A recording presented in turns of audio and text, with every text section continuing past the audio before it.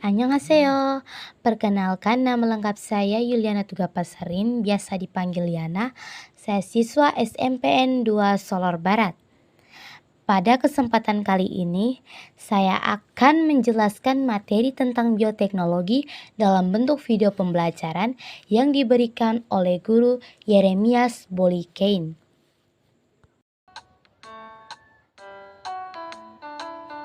Bioteknologi adalah cabang ilmu biologi yang mempelajari pemanfaatan makhluk hidup untuk menghasilkan barang dan jasa untuk sebesar-besarnya yang mendapatkan keuntungan manusia. Makhluk hidup yang digunakan bioteknologi biasanya disebut dengan agen bioteknologi. Agen bioteknologi ada yang menggunakan secara utuh, contohnya bakteri, dan ada yang digunakan sebagian, contohnya DNA dan enzim. Sejarahnya adalah yang pertama Louis Pasteur, seorang ilmuwan menemukan pertama kali adanya mikroba dalam makanan pada tahun 1870. Kemudian dilanjutkan oleh Edward Bordner menemukan fermentasi alkohol dengan perantaraan ragi pada tahun 1897 yang menghasilkan etanol dan karbon dioksida. Pembagiannya berdasarkan prosesnya, bioteknologi dibagi menjadi dua macam, yakni bioteknologi konvensional dan bioteknologi modern. Pada proses bioteknologi konvensional, alat yang digunakan sederhana tanpa peralatan canggih. Menggunakan metode sederhana tanpa sterilisasi, barang yang digunakan sedikit, biasanya menggunakan teknik fermentasi, yaitu proses menggunakan ragi atau bakteri. Yang kedua, bioteknologi modern. Biasanya, pada proses bioteknologi modern, alat yang digunakan sudah canggih, berdasarkan penelitian, menggunakan sterilisasi modern, produksi massal, dan menggunakan enzim dan DNA. Berikut ini beberapa contoh penerapan bioteknologi konvensional. Yang pertama adalah proses pembuatan tape.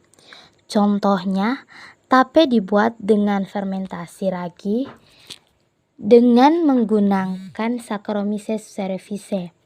Proses ini berlangsung dengan cara pemecahan gula yang ada pada singkong atau kentan oleh jamur Saccharomyces yang menghasilkan alkohol dan karbon dioksida.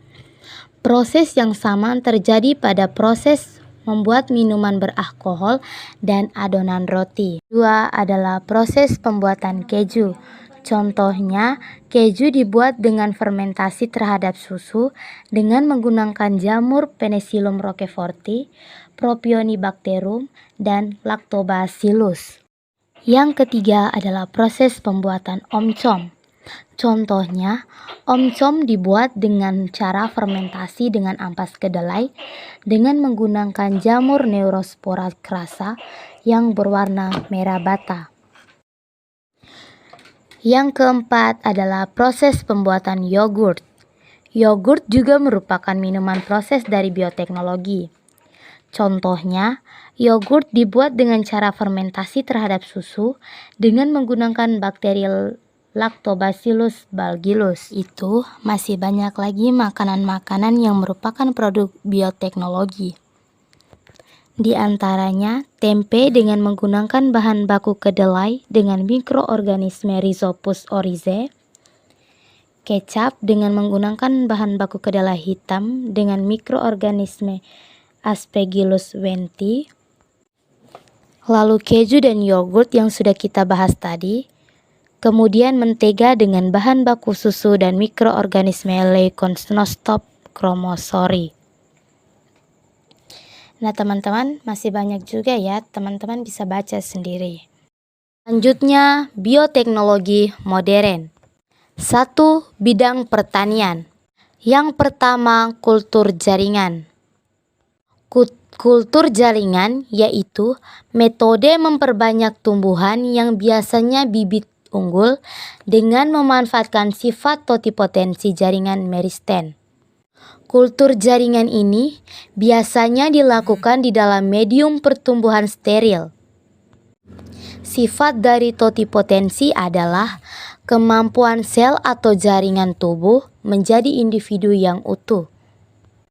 Contohnya yakni tanaman anggrek dan kelapa sawit.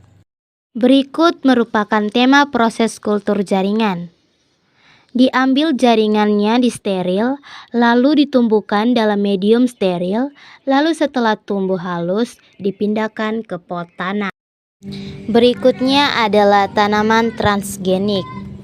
Tanaman transgenik merupakan teknik memodifikasi DNA agar bersifat lebih unggul dan tahan lama. Contohnya tanaman jagung, tanaman padi, dan juga tanaman gandum. 2. Bioteknologi di bidang kesehatan. Contohnya adalah proses pembuatan antibiotik.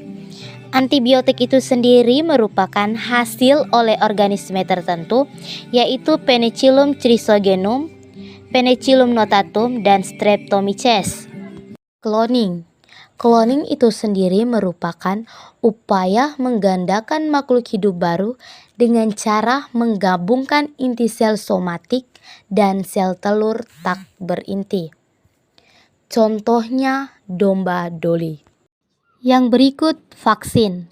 Vaksin itu sendiri merupakan bahan yang digunakan untuk membentuk kekebalan tubuh untuk melawan penyakit. Berikutnya, kita juga bisa menghasilkan vaksin dengan cara metode rekayasan genetika.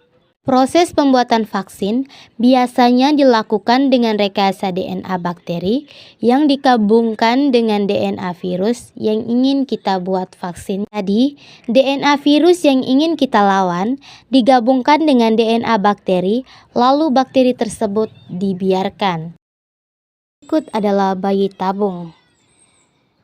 Bayi tabung merupakan proses pembuahan sel telur oleh sel sperma di luar tubuh perempuan, contohnya di dalam vitro fertilization. Sel telur dikeluarkan, lalu dipertemukan dengan sel sperma untuk menghasilkan zigot. Zigot atau embrio yang sudah berkembang baik akan ditransfer kembali ke dalam rahim ibunya. Bidang lingkungan. Proses bioremediasi terdiri dari yang pertama, bakteri pengurai plastik, Ideonella saccharinensis, atau bakteri yang membantu menguraikan plastik agar tidak mencemari lingkungan. Berikut adalah Pseudomonas aeruginosa, merupakan penguraian limbah minyak dan sampah organik lainnya. Yang terakhir adalah rekayasan genetika. Rekayasan genetika itu sendiri merupakan proses mengubah susunan DNA makhluk hidup dengan cara memasukkan gen asing. Contohnya, Escherichia coli yang menghasilkan insulin. Kelebihan atau kekurangan bioteknologi konvensional. Kelebihannya adalah biayanya murah, teknologi sederhana, penerapan mudah. Ada juga dampak negatifnya, yakni dipengaruhi keadaan alam, perbaikan sifat individu tidak terjadi atau tidak menghasilkan bibit unggul. Kelebihan atau kekurangan bioteknologi modern. Kelebihannya terdiri yakni menghasilkan bibit yang unggul, pencemaran rendah, hasilnya cepat, dan juga menghasilkan produk obat baru. Adapun kekurangannya yakni teknologi sulit, merusak ekosistem, dan biaya tinggi.